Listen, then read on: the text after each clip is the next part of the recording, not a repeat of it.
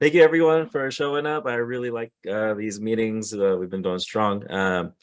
My name is Alex Sabio, married father of four here in Southern California. I focus in on short-term rentals. Love doing that. Been helping a lot of healthcare professionals invest in short-term rentals, kind of just sharing my knowledge. And we created this Facebook group, Healthcare Professionals Investing in Real Estate. And I've had a blast a little over a year now, right, Savannah? Yeah, over a year. Yeah, so that's me. Awesome. Cool. So I'm Savannah. I am a registered nurse. I'm also in Los Angeles, California. Started investing in real estate beginning of 2020 and left, started in single family, switched over into multifamily syndications. After acquiring 90 units with my husband, I was able to leave my full-time nursing gig. So I've been working on my real estate business full-time, building a startup right now. And yeah, just enjoy connecting with other healthcare professionals in this group. I think I was looking at our Zoom meetup and we've had over like 2,000 participants who've come in and out of these meetings. So it's really cool to see kind of a lot of healthcare professionals, but just a lot of people in the real estate space. So first time meeting Leti and Kenji here. So I'll let you guys kind of intro yourselves. I know that you are always kind of, every time I talk to you, you're either in a different state or a different country. So where are you guys checking in from today? We're in Puerto Rico, which is our home right now. You guys moved there, right? That's an did. interesting story. I watched your YouTube video and talking about moving to Puerto Rico. I'd love to hear that a little bit more about that in a little bit here. Yeah, sounds good. Well, hi everyone. I'm Leti. This is Kenji, and we're hospitalist physicians by training. And I became a real estate investor with Kenji in 2015, but he's been investing in real estate since 2001. And we, like Savannah, started out in small multifamily, like duplexes. Oh, we had a fourplex, and then got some single families too. And then we've just been rolling over our properties over the last few years and going bigger and bigger. So I think the biggest one that we own is part of a 160 unit. And then we have a 42 unit, a 32 unit, a 16 unit. So some smaller kind of mid ones. And then we still have some of our duplexes and single family homes too. And we have long-term rentals, short-term rentals, and we own in multiple states. Wow, pretty diverse portfolio there. I love it. Yeah. Yeah. Awesome. Cool. Well, you guys can go ahead, I think, and share your screen and kick into your presentation and tell everyone kind of what it's how to invest in real estate in 2022, right? That's right. Exactly. Yeah. Yes. So I think a lot of questions, probably one of the main questions people have been asking about is should I wait? What's going, with all the interest rates, with interest rates or mortgage rates, I should say, going up, should I wait till they come down, or can you still get the same yields that you've been getting with the higher mortgage rates? People also concerned about the recession. And then with short-term rentals, people have been wondering, it's close to the end of the year. Do you think I could still get a short-term rental before the end of the year so I can take advantage of the tax benefits? And so we can talk more about the tax benefits, but it sounds like you guys, this group is pretty well versed maybe in short-term rentals in real estate in general. So that's awesome. But we thought we would kind of give kind of an overview of real estate investing and some of the things that we like about about owning your own properties and investing in cash flowing rentals and how we approach it, where we approach it in a way where we think that really allows you to, sorry, we have some kids knocking on the door here, where you can essentially invest in any market, any economy. So that's kind of the, so we'll share the way we invest in cash flowing rentals. That's awesome. Kids breaking into meetings is a thing. Kids breaking into meetings. It happens all the time. We got this sign that says, recording in progress, but they just ignore it. We're okay with it. Month-old just doesn't read it. I don't know what's I don't know what's going on. All right, so let's just dive in here. So we'll cover first of all why invest, and maybe this group already is pretty convinced about the benefits of real estate investing. The other kind of main topics we'll talk about: learn the different ways to invest in real estate, learn how to differentiate real estate investing from a job, understanding the benefits of owning your own income producing rentals, and then how to get started investing in income producing properties. And you guys can just, if you have any questions, you guys can stop us. If you have any questions, you can drop it in the chat, and we're happy to address them at the end. Just our standard disclaimer here. We're not accountants, we're not financial advisors, all that stuff. So this is all educational and for fun. All right, a little bit more background about us. We talked about we're hospitalists. We started investing together in 2015 and achieved financial freedom with those duplexes and fourplexes in 3 years. We started investing. So as Leti was saying earlier, I started investing in 2001. So I've been through a couple downturns, and especially the 2007, 2008 one was a doozy. And so happy to share some experiences about that. And then now we own over 150 units. We're also general partners on an additional 424 units. So we're on the general partner side of syndications. We have a lot of experience, single family, long-term rentals, short-term rentals, commercial properties as well. I think you missed the office that we invest in. And then I think, for us, real estate investing just gave us what we wanted. That's what we started out for, was we were working all the time and we just wanted some freedom, wanted some control over our time. And so that's exactly what we got. So we're very passionate about sharing about real estate with other people. Yeah, I'm sure you guys can relate about, we had to schedule days off together in the calendar. We called them LACA days, which are our initials. But so we had special days for us to hang out because we were so busy. All right. Okay, so why invest? And I'm just going to spin through this because I know a lot of you are into real estate already. I mean, basically, you realize you have a job if you're just working as a healthcare professional and you're trading your time for money. And that's not only do you have a ceiling that you can go to, but it's also high risk because you only have one source of income. And so what you really want to do is be on the right side of Robert Kiyosaki's cash flow quadrant, which is business owner and investor. And that really allows you to use leverage, so use other people, but also get your properties and your other businesses to work and make money in your sleep. And so the real estate really gives you both of those because each building is really a business, and you can use the leverage of your team, like your property manager, your agents, your contractors. But then you also have that part of making money in your sleep when you're getting rents, but also your property has appreciation.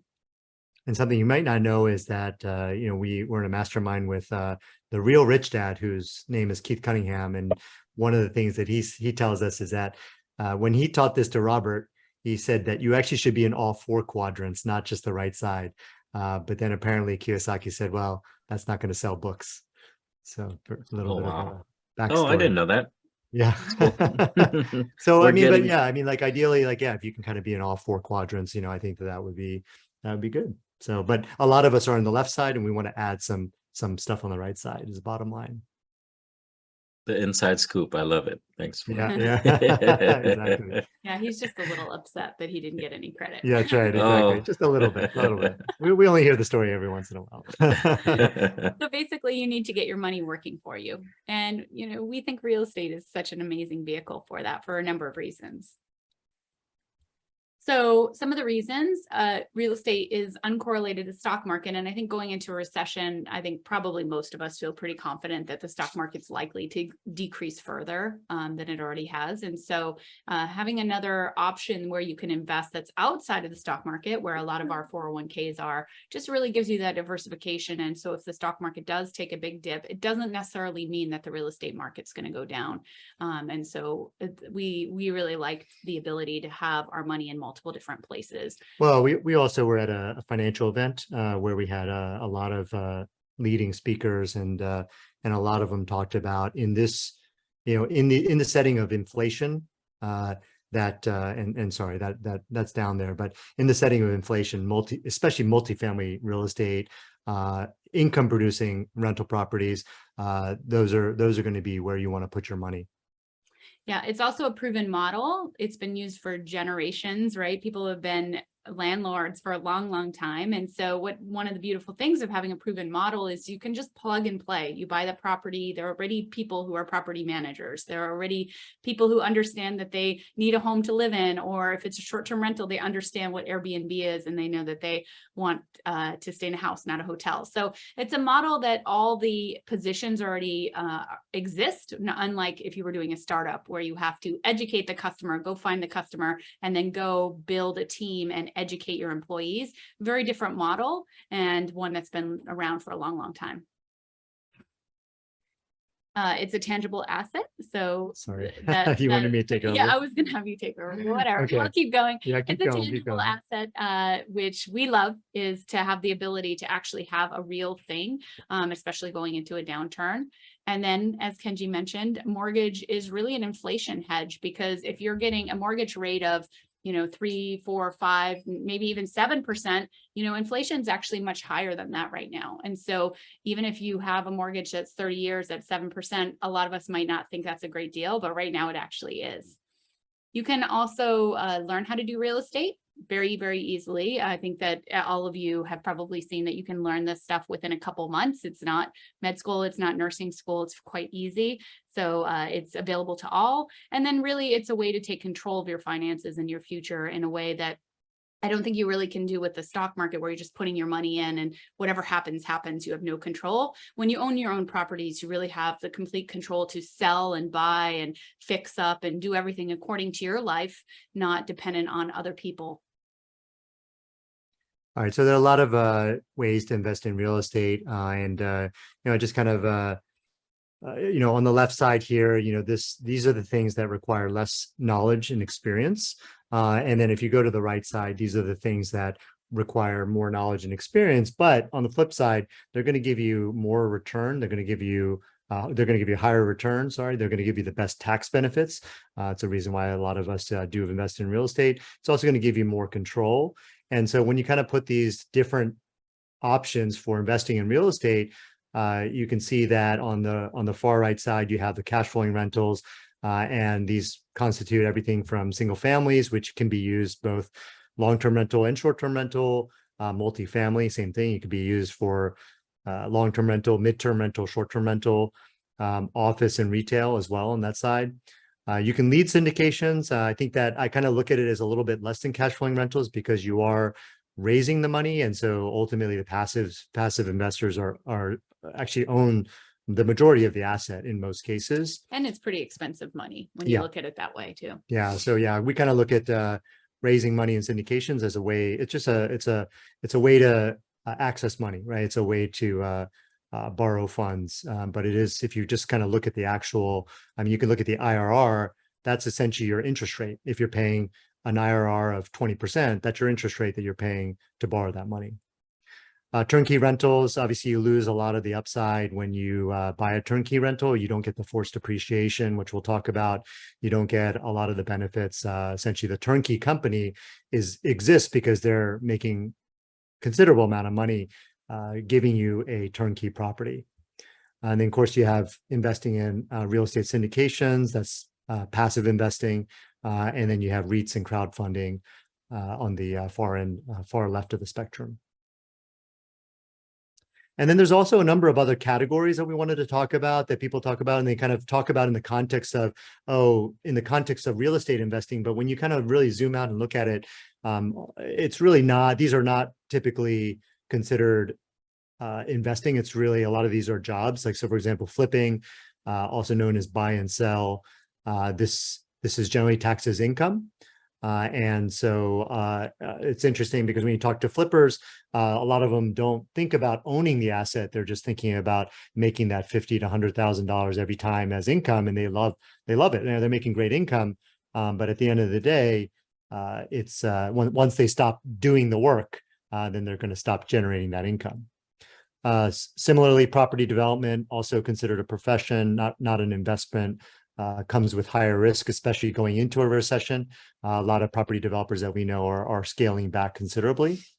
Short-term rental arbitrage. This is when you lease a property and then you re-rent it, and so you re-rent it as a short-term rental. And so with this, you don't own the asset. You're going to generate income with this, but without owning the asset, you're not building your asset column like we all learned in Rich Dad Poor Dad. What you want to do is you want to build up your assets and reduce your liabilities. In this situation, you don't even own the asset, so therefore you're not going to get a lot of the benefits of owning that asset. And then the last one is buying for appreciation. This is a little bit of a different category than the other three, but this is something that I used to do way back when, and I got caught in the 2008 downturn. But on the upswing, it was great. You can make a lot of money very quickly. But the downside is when something like a recession hits, it can be pretty devastating. So definitely a good lesson for me, and hopefully a lesson that you guys take home with you as well. I also want to mention that some of the pictures in here are both our properties and as well as some from our community. So this is our Dallas short-term rental, which we absolutely love. It's an amazing property. So yeah, so you might be wondering, okay, well, so income producing rentals, what are the benefits? And so obviously you can generate income. We love cash flow. It's one of the reasons why we got into it. We wanted to have something that we could use to pay our bills if we had to. Ideally, you can reinvest the money, but if in a pinch, or what we did was in 2017, we went traveling for a year, and so that was it was great to have access to that if we needed it, and we could have lived on it as well. We also think that if you know what you're doing, you can get the highest returns. We talked about being on the far right side of that spectrum. We think it's easy to learn. It's not a full-time job. There are a lot of passive elements of it. You can also access the best tax benefits, and we'll talk more about that.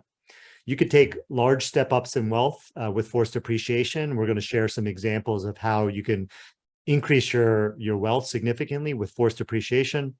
And then you can control the outcome. You can decide when to sell. You can decide, to hold.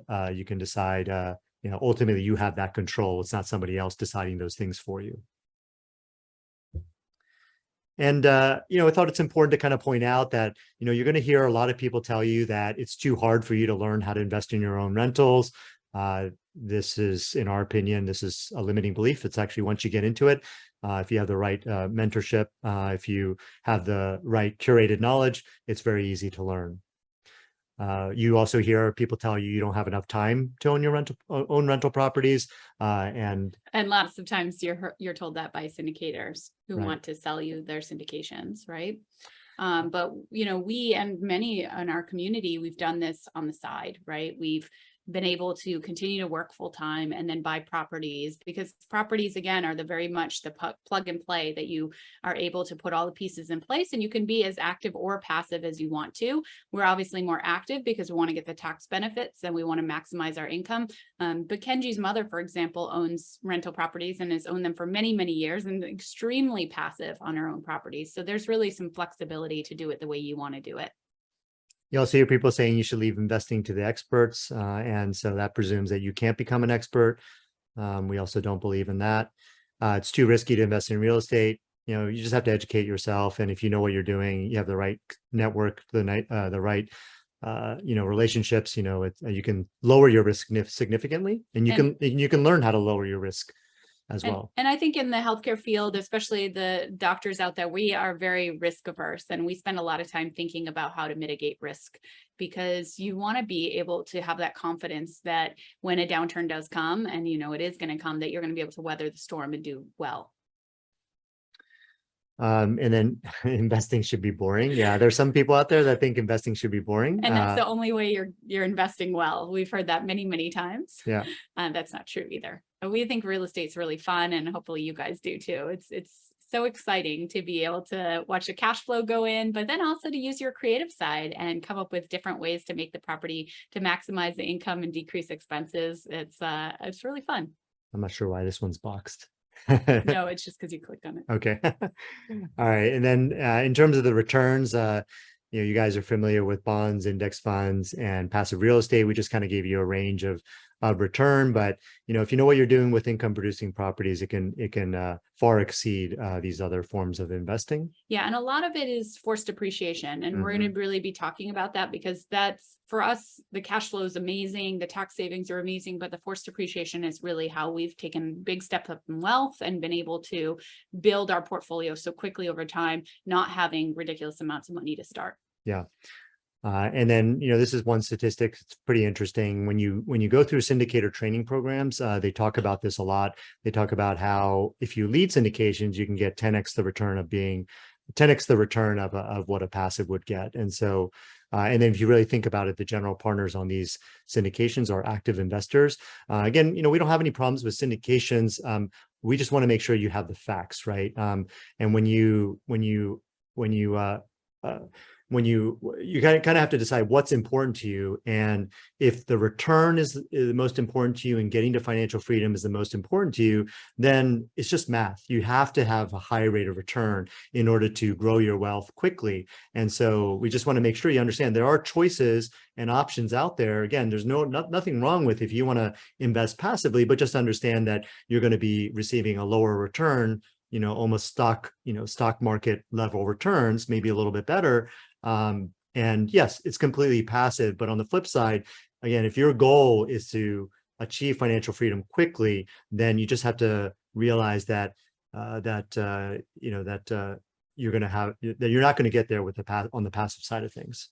Unless you start out with a ton of money. Oh yeah, if you have a ton of money. A lot of time. That's right. All right. So then why are the returns high when you own yourself? So first of all, the cash flow, and we put this 10% plus cash on cash return.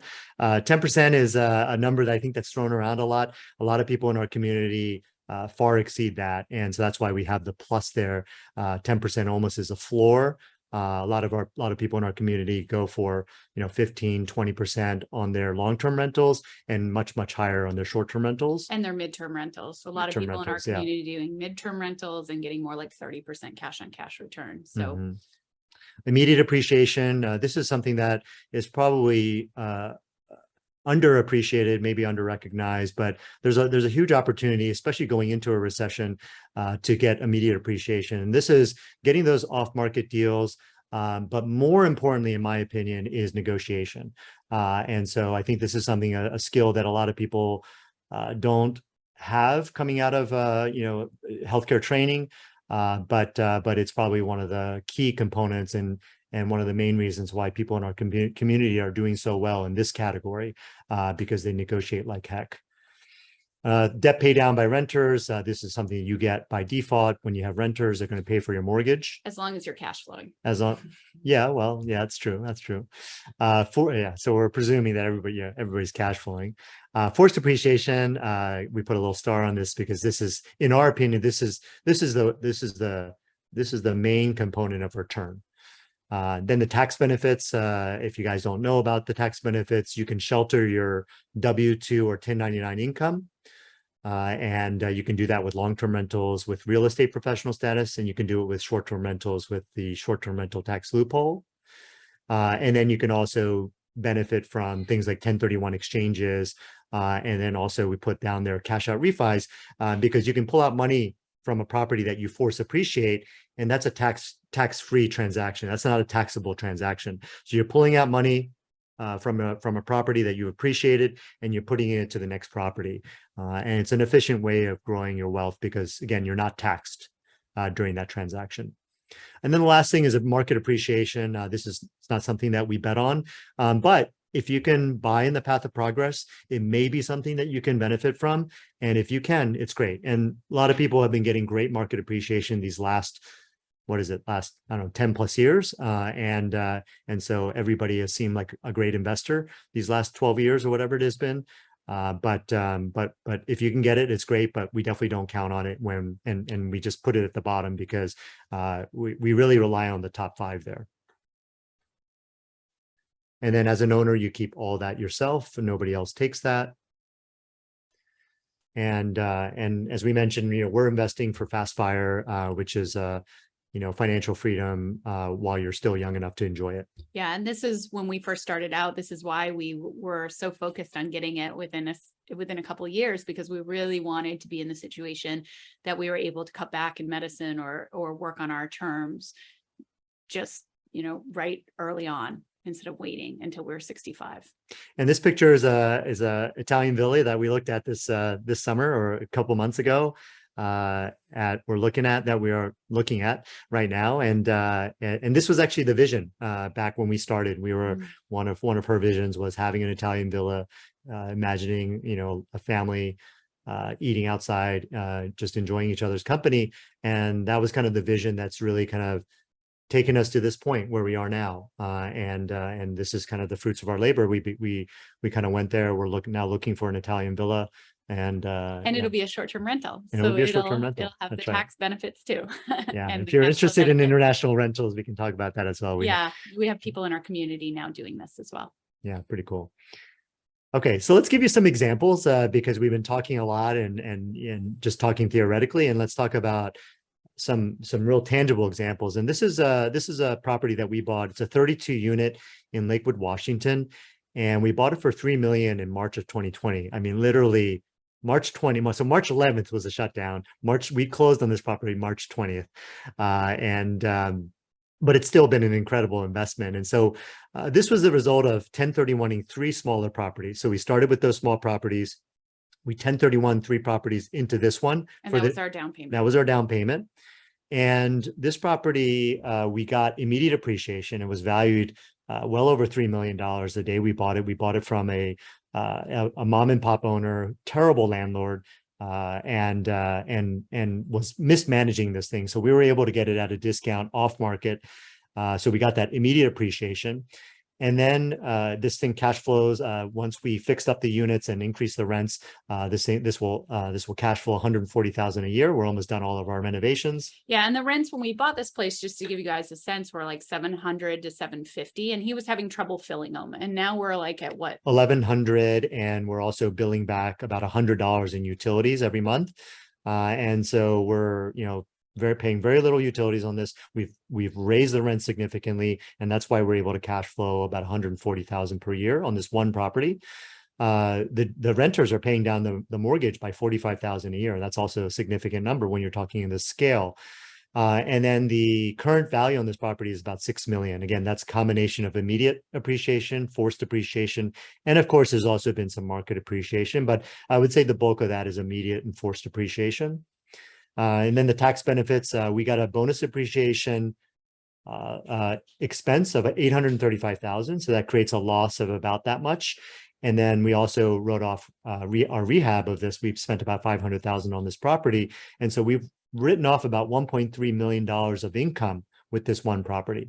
Yeah. And again, I just want to remind you guys that this was literally 3 little properties that we 1031'd into it, and properties we had bought like 4 or 5 years before. And so when you first start out with those little properties, it kind of feels like you're going slowly sometimes.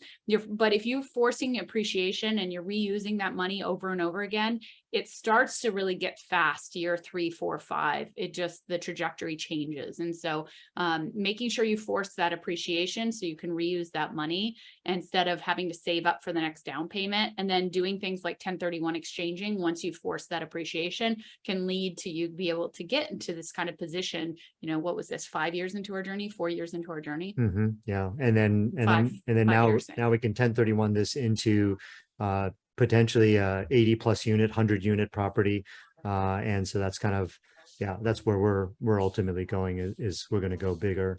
But we do love those smaller properties. Oh, great job, guys. That's amazing. Thank you, man. And then here's a short-term rental example. This is also it turns out to actually also be in Washington. And so we bought this one for $660,000. This was also during COVID, September of 2020. This cash flows $35,000 a year with a property manager. It would cash flow $70,000 without a property manager. The debt renters are paying down our mortgage by $10,000 a year. With forced and market appreciation, we did do a little bit of renovation on the property. We fixed up the kitchen. We also did a little bit of interior work, and the property was valued at 900 to 950,000. I actually think we also got some immediate appreciation on it because maybe, but we were in a bidding war for this one, so I don't know. yeah, We won it. and then the tax benefits on this one, and for those of you guys don't know, with you could be working full time and get these same tax benefits with the short term rental. And the way you do it is we bought this in September of 2020 and rented it out and self managed it in December for a month. Rented it out 3 times, and then in January we turned it over to our property manager. So by self managing it in 2020. And doing 100 hours and more than anyone else, which is one of the material participation tests that you have to meet. You can also meet another one, that's the 500-hour rule, but we did the 100 hours and more than anyone else. That's why we self-managed it.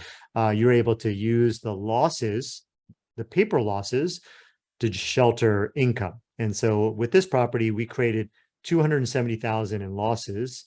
So 270,000 is comprised of 200,000 of bonus depreciation, 45,000 in rehab, and 25,000 in furniture. And so we're able to shelter 270,000 of income using this one property. By self-managing it for a month. Yeah. Another slam dunk. You guys are absolutely killing it. So I wanted to kind of share a couple more examples of people in our community. This is Christina, and she started investing in fall of 2019. She currently owns 8 short-term rentals and 16 long-term rentals. And she actually sheltered all of her 2019, 2020, and 2021 income, saving 6 figures in taxes each year. And she did both long-term rentals, she did reps, and she also did the short-term rental tax loophole, and she bought enough short-term rentals, so she did the 500 hours. So she didn't have to do the more than anyone else. She has so many tax savings, like she's not gonna have to pay taxes for years to come. Like they're all sitting there for her.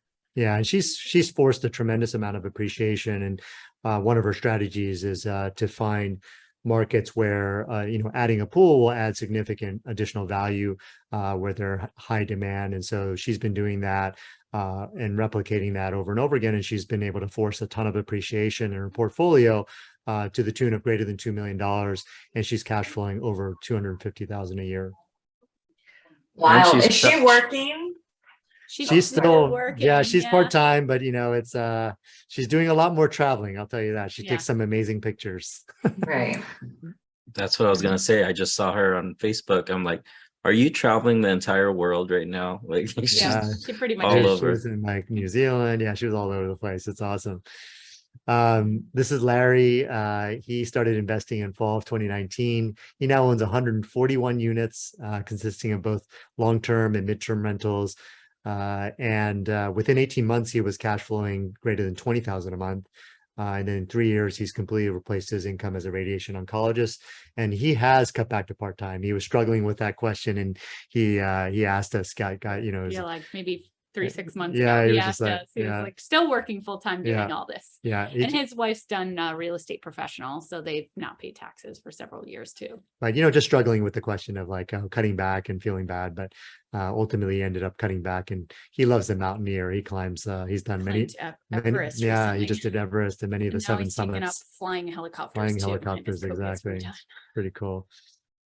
And then this is Elisa. She started investing in summer of 2020. She currently owns 6 short-term rentals and 4 long-term rentals. And she generates multiple 6 figures of cash flow each year. Extremely And well. what's really remarkable about her is that she is full-time GI doc. She's a medical director of a IBD clinic, and she's also on multiple national boards. She's got 4 kids, 2 of them are on the spectrum, and she self-manages all her short-term rentals long distance. So pretty. Anybody who says, can you self-manage a property long distance or self-manage a short-term rental long distance? We just point to Elisa because she's doing it. She just built the systems and processes in place. I'm sure, Alex, all about that. But she just has the systems and processes in place. So she's got it fine-tuned, and she's able to manage all those remotely. Yeah, and I should mention that Elisa and Christina are coaches for our course. Yeah. And then Regan and Rachel, they started investing in spring of 2021, and they currently own 66 units and are on track to multiple 6 figures of cash flow. They've also sheltered a lot of taxes, and Regan is actually considering cutting back, hasn't pulled the trigger yet. And so you might be wondering, like, how do you get started? If you're new, maybe this group is more experienced. I'm not sure, but just wanted to share this with you guys. If you guys are in the early stages of your real estate investing journey, we talked about the importance of the why, right? The why is what, if you think about kind of trying to push something up a hill versus pulling, having something pull you up.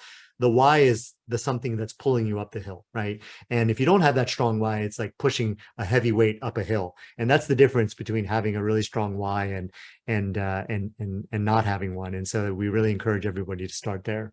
Yeah, and the thing is, you will have challenges along the journey. We've had a lot of challenges along the journey for us too, but having that why, knowing where we're going and why we're doing it has always gotten us through those challenges along the way, because we have such a clear vision of why we're doing this. And so nothing is going to stop us, and keeps us very persistent, and also helps us make our decisions, because if our choice is, we're going to fast fire in 3 years, well, then the decisions we're going to make are very different along the way, because all of it is about building a real estate portfolio, not getting distracted with anything else.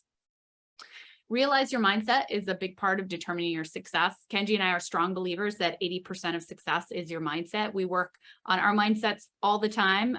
People in our community do too. We have coaches. We spend a lot of money on it because we think it's really, really important. And this Tony Robbins quote, if you look at any business and want to know what the chokehold on the growth is, it's always the owner. And we've seen this over and over again with ourselves, because a lot of times what stopped our growth along the way for periods of time has been our limiting beliefs. Limiting our beliefs about what we're capable of doing and what we're not capable of doing. And, just focus on, like, how can I only do it and not use a team, things like that have slowed us down. It's always been mindset. Yeah. When we hit 40 units in 2017, so this is like 3 years into our journey, that's where I was just like, I was kind of stuck, because I didn't have the confidence. I didn't have the mindset that I could invest in larger properties.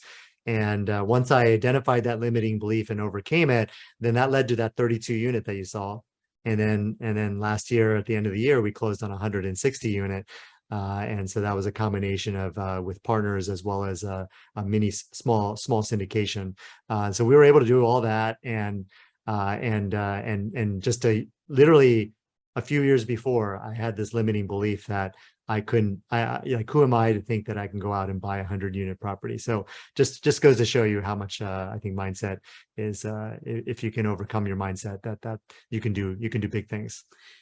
See what others have done and believe it's possible for you. So that's why we showed you some examples of what other people have done. And I'm sure you have a lot of examples in your community of what's possible, because I think it's really hard to say this can't be done when you have people all around you who are actively doing it, who are working full-time, investing in real estate and still killing it. And you have people like Elisa Krim, who's self-managing plus working full-time and doing it in multiple states. It's pretty hard for anyone to say, hey, I can't even buy a short-term rental in another state. Gain real estate knowledge and skills. Obviously, that's really, really important, is knowing what you're doing, especially having a cash and cash calculator and understanding how to run that so that you only buy good deals and you don't make mistakes, because the mistakes will slow you down along the way. Yeah, it's important to point out here that there's too much information out there, right? So what you really want to do is you want to get that curated knowledge, because you don't have to know everything about real estate investing to be successful. You just need to know the important stuff. And so the next one, make decisions to take action. This is absolutely critical. I mean, who's been in analysis paralysis? I have. I'm sure a lot of us have. And so, and making decisions equals progress, right? Decisions equals progress. Yeah, we were just listening to a speaker actually a few days ago, and they said, not making decisions is the only thing that really leads you to failure. As long as you're making decisions, even if you make the wrong decision, you're actually moving forward and you're going to make progress. So just make decisions and take action, and don't get stuck along the way. Yeah. And then next one, build or join a community. Obviously, you guys are already in a great community. You can see the benefits and the power of being in a community like this, where people are sharing their knowledge and experience, showing you examples of what's possible. This is why we feel, and I know you guys know how important community is. And then last one, this is really important. Have fun and celebrate along the way. I think recently we had this discussion in our a membership site. We have a more senior group of people in our community, and they were wondering. They were like, when should I start, enjoying the fruits of our labor? When should we start spending the cash flow, or do we need to always be reinvesting it? And we're just like, you need to set aside some. I said, maybe, maybe it's up to you, but maybe you should set aside a little bit of money and enjoy it along the way, right? Set aside some of that cash flow and tackle, go do some of those things on your bucket list. All right, and so here's some resources. We have a blog. We also have a podcast. Right now, we are selling our short-term rental course. So if you guys are interested, you're welcome to sign up here. This is a link here that you can use to sign up. And if you have any questions about the course, we're happy to answer that. And also just happy to open it up now to answer questions and some pictures from our community. So I'm going to stop share. Okay. Awesome. Alrighty. Thank you so much. Showing Sure. examples is so powerful. Just seeing the numbers and seeing even like the potential of deals is so great. So yeah, thank you for that. We had a question roll in over from Facebook. What's the short-term rental tax loophole that you mentioned? Yeah, great question. So it is a way for you to shelter income as long as you meet a couple criteria. One of them is that you need a property that you're operating as a short-term rental, and the IRS definition of a short-term rental is where if the stays are 7 days or less. And so Average length of stay over the calendar year is 7 days or less. So with our short-term rental, that one in Washington, they gave you an example, we had 3 stays, but we wanted to make sure that the average length of stay was 7 days or less. Yeah, if it's above that, then it would be considered a long-term rental. And so that's the first criteria. The second one is you need to materially participate in the business, in the short-term rental business. And what that means is there's 7 different material participation tests. You just need to meet one of them. The one that most people use is the 100 hours and more than anyone else. If you... And that's on one property. Yeah, it's on one property. So just imagine like what some people in our community might do when they buy a long distance one. They'll fly there and they'll stay a week or 2 weeks, and they'll spend, 10 hours a day setting up their short-term rental, building furniture, doing all that. Just imagine if you did, let's say, I don't know, 10 hours for 7 days, that's 70 hours. And you just have 30 more hours to get to 100 hours. Which you're definitely going to get in the due diligence and all the process of buying. And if you are doing a small rehab, but the key is that you need to do more than anyone else. You can't do more than you can't have a property manager or a cleaner or contractor doing more than you. So that's why we chose to self-manage that 1 year. And so sometimes people will self-manage for that first calendar year and then hand it over to a property manager the second year. Yeah, the other thing you have to watch out for is a contractor. Like you can't do major renovations. I don't want to say can't, but if you do a major renovation, then you have to count the hours that the contractor spends. And the question is, are you doing more hours than the contractor? So what we have is we have people in the community, they'll put it up, they'll get it rented for a couple months. And then the next calendar year, they'll say, okay, now I'm going to do that major rehab that needs to get done. And so then they'll just defer it. Yeah. So, and I saw Alex posted, can the short-term rental be in an LLC to pass the short-term rental loophole, or does it have to be in a personal name? No, doesn't matter. It can be an LLC. I mean, oftentimes LLCs are single member LLCs, which are essentially disregarded from a tax perspective. So from a tax perspective, having an LLC in a single member LLC is the same as having it in your own name. But even if it's a partnership, so LLCs can be partnerships as well. If you're a husband and wife, then if you're in a non-community property state, I'm sorry if I'm throwing around a lot of terms, but it can be a partnership, and partnership, same thing. You can access the same tax benefits even if you're filing as a partnership. Yeah, and I interrupted Kenji, but the other one he wanted to mention was the 500 hours, which is across the calendar year. And so what normally people will do is if they buy a couple short-term rentals, they'll kind of tie them together on their taxes, and then they'll do 500 hours across their portfolio.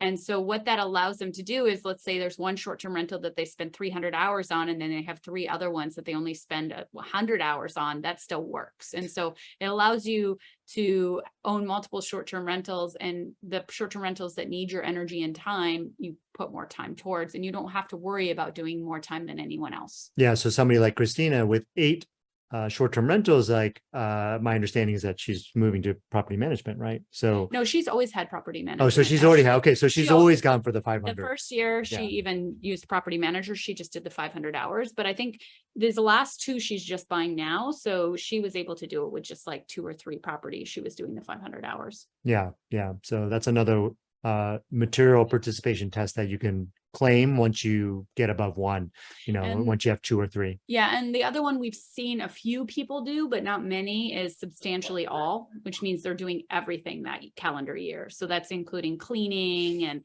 if there's any rehab, they're doing all of it.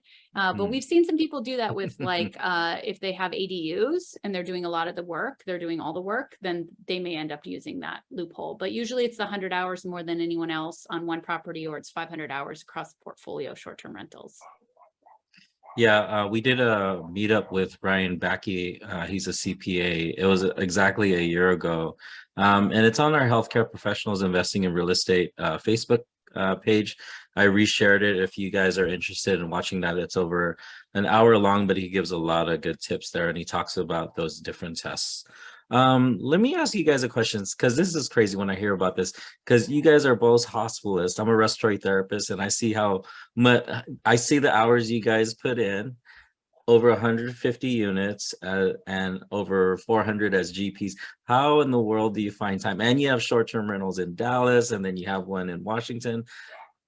And I guess I'm asking this question because a lot of people feel like they're overwhelmed with like 1 or 2. I mean, did you start developing systems, or how do you guys figure this out?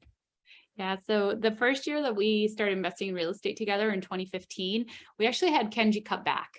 And the reason is we wanted to get real estate professional status for him. And that was the first year that we didn't pay taxes, and we didn't pay income taxes for 7 years. And so how we did that was we had him do real estate professional. So he was half-time and I was still full-time. And then by the end of the year, we had him moonlighting only. And then, so Kenji's pretty much been a moonlighter for the last 7 years. And then, But I still worked. you did still work, but didn't carry a job. And then I went down to halftime, and then I stopped completely in 2020, in October of 2020. Wow. And the reason is we already had 6 people. I'm CEO of our company, our semi-retired MD, and we already had 6 people, and I was pregnant with our 3rd. And then we, at that point, probably had 85 units. And so between the 2 of us, we were just running a lot. And so we just decided, you know what, something's got to give. And in the end, it was the least fulfilling thing actually for us at that point was taking care of patients. It was more fulfilling to help the doctors become financially free from real estate and to build our own portfolio. And so that's the decision we made. So it's very possible to continue to work full time. I mean, there are people in our community doing it, but I would say a lot of them, once they achieve financial freedom, they're starting to cut back. I've seen a lot of it. It's interesting you say that, because I've talked to a lot of healthcare professionals at work, and they ask me, and I say, hey, what if I showed you that I could get you to where you're paying 0 in taxes and we could replace your income? Would you retire? And it's really weird because a lot of them say no. I mean, to me, it's like a no-brainer.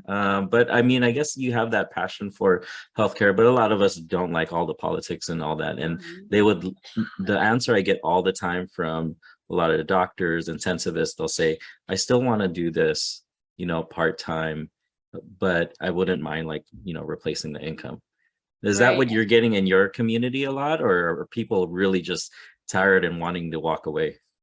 There's a percentage that's tired that wants to walk away, but I would say the great majority want to continue to work either part-time, or we have people who then get really reinvigorated in medicine once they start owning real estate because they know it's a choice. And so they kind of recommit themselves. We had a set of students, one lady who got actually like Physician of the Year award for the VA or something pretty recently. Oh, wow. And she said it was just because of real estate that she was so reinvigorated, and she was willing to step up and make changes because she wasn't scared, right? I think a lot of doctors are scared, or people in healthcare are scared because if they feel like if they speak up or they push for changes that need to be made within their group, they can't because they're financially tied. They can't lose their job. But once you have 100,000 or 200,000 or 300,000 coming in, if you see something that's wrong, or the place isn't treating you well, you can speak up or you can walk away and you can find a better location to work. And that really empowers people to be able to make change in the healthcare system. And that's what we're actually looking for, is to change the culture of medicine by helping healthcare providers have financial freedom so that they can have that ability to speak up that it will ultimately help the patients and doctors and nurses and respiratory therapists to be able to have healthcare be a long-term possible job that doesn't burn you out and doesn't kill you, right? That's what we're looking for. Yeah, that's so awesome. We just had Jordan Frey on here, prudent physician, and he was saying literally the same exact things in terms of providers and being able to have that freedom and flexibility. We had a question drop in here. In this environment of high rates and prices not being lowered, what are your negotiation strategies to acquiring on market properties? Acquiring on market? Yeah, I think that, yeah, on market or off market, I mean, yeah, you can negotiate. The negotiating approach that we generally use, this is during like times when it's like really hot, but I think some of that has shifted. But let me talk about first about like what it was like before the mortgage rates went up. A lot of that is based on identifying issues with the property and then communicating to the seller that, look, this is going to be a problem no matter who you sell this to. And therefore you need to bring down the price to address these issues, or you need to repair these things, or you need to give me a credit to cover the cost of these things, right? So any one of those methods will be. It doesn't all have to be price. In other words, you can negotiate to have somebody fix something, or you can negotiate for them to give you a credit if they don't want to fix it. And then in this new environment, what I would say is that sellers are nervous because they see the mortgage rates going up. They know that they're not in the driver's seat anymore. They know that it's shifting to become a buyer's market, not a seller's market like it was. And so I think the buyers now have a lot more power. Now, sellers haven't really adjusted their expectations because they're still putting out properties like we have recently. Some sellers, yeah, like we have recently. We put out a property that was probably overpriced. It was overpriced because it hasn't sold. Yeah, exactly. So, some sellers haven't adjusted their expectations, but some have. But once you get the property locked up, once you get the property under contract, then that's when the conversation can begin, and that's where you can plant the seed in the head of the seller and get them nervous about the fact that, you know, you're going to have trouble selling this at this price. You're going to have to lower the price. I will also say, though, our community has pretty strict criteria that we aim for. And so we're not buying properties that don't cash flow. We're not buying cash flow negative properties. We're buying properties, and a lot of us are aiming for that 10 plus for the long-term rentals and 20 plus for short-term rentals and cash return. And so we will sometimes put in a lot of offers before we get a deal, and we're willing to accept that because we're not willing to buy liabilities, and we need to have that risk mitigation in place. And so a lot of people in our community are buying with backup plans, that they're buying duplexes and fourplexes, and they're turning them into short-term rentals. Short-term rentals don't have to be only single family homes in vacation areas. There are a lot of ways to do short-term rentals. And so I think to some extent, you know, our community, I don't want to pretend that we're out there getting every deal that we put an offer on either, because we are following criteria and we're only buying good deals. Yeah, I think you just have to be flexible, right? Like, I mean, you just, even as an investor and learning this stuff, which kind of brings me to a question that I was going to ask you guys. So you mentioned even in the cash flow quadrants, right? Moving from employee over to investor and owner, and how this is kind of the goal. I mean, it takes a big shift in initiative and mindset to make this transition. And it's not easy for a lot of people moving from an employee, and now you're moving to a business owner, and you have to learn the processes and the skills and how to build a business and hire people. How have you seen people make that transition most effectively? And how have you seen people kind of, maybe they're doing things that it's not working well? Yeah, I think I kind of look at rental properties and short-term rentals is kind of a great way to get into owning and running a business. It's almost like a gateway drug type thing where it was funny. We were just interviewing two sister-in-laws who started a company, and they went to Y Combinator. They actually, with no business experience, they raised real estate. Yeah, because except they so, took our so that's what I'm course. saying. Real estate is what got them started. They took our course, and we interviewed them because they attributed a lot of their introduction to business from the experience of buying rental properties. And we were recently at Keith Cunningham's buy or exit a business, and it was so interesting the parallels between buying a business like a dry cleaner or a car wash and buying rental properties. It's a lot of the same concepts. And so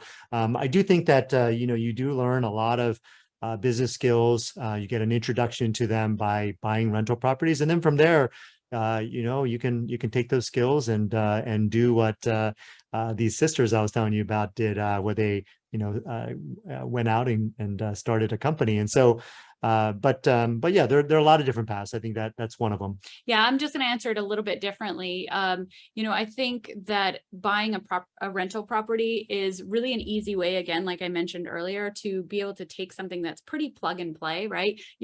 Keith Cunningham describes buying a business when he talks about he only buys businesses that have been around for 5 years.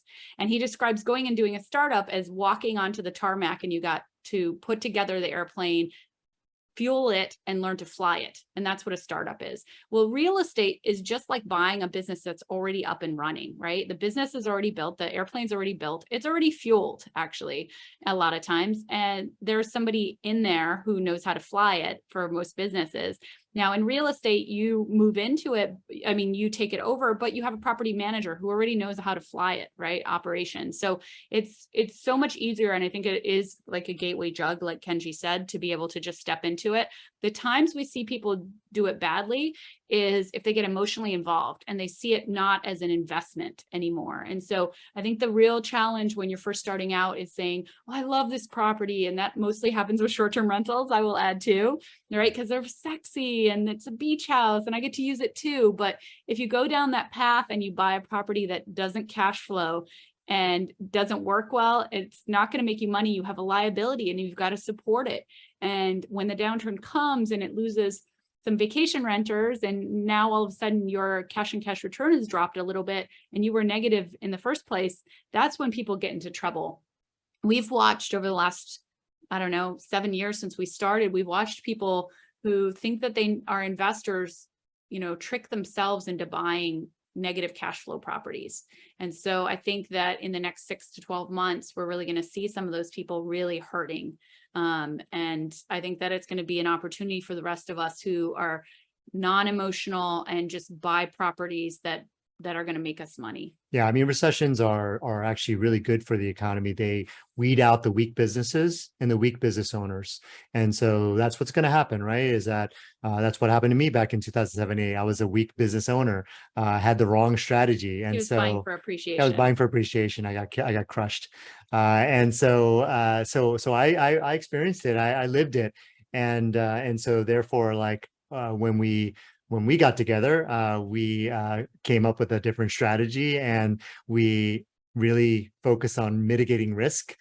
We also, one way you can mitigate risk, for example, with a short-term rental is that forced depreciation, right? Is that, and there's a great story of a couple who bought a property in Palm Springs area. And when they bought it, there was a COVID ban, but the city council said it was a temporary ban. But then they bought the property, and then the city council decided to make it a permanent ban on the short-term rental licenses. So, but luckily they had already planned to force appreciate the property. They bought it for $650. They renovated it. They forced appreciation by putting in a pool, and they sold it a few months later, like maybe 6 months later, for $1.3 million.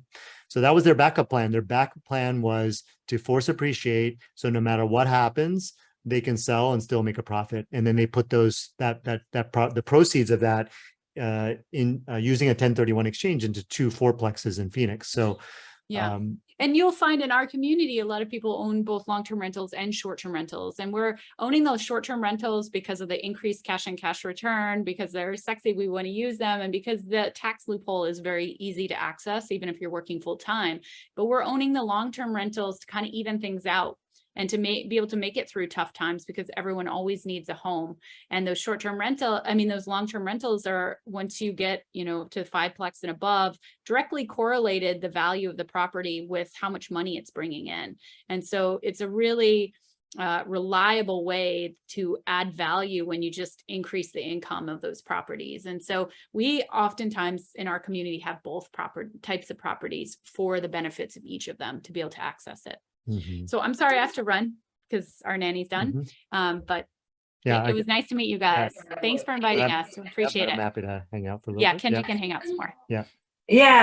Thanks, Letty. Yeah, no, we were just gonna get ready to wrap it up. So thank you so much for your time. I dropped everyone their website in the chat, and then also the link to the course that they have live right now. I will upload this recording over to our YouTube channel. So if there's any part that you missed, you'll be able to access it there probably tomorrow. Letty or Kenji, thank you so much for coming on.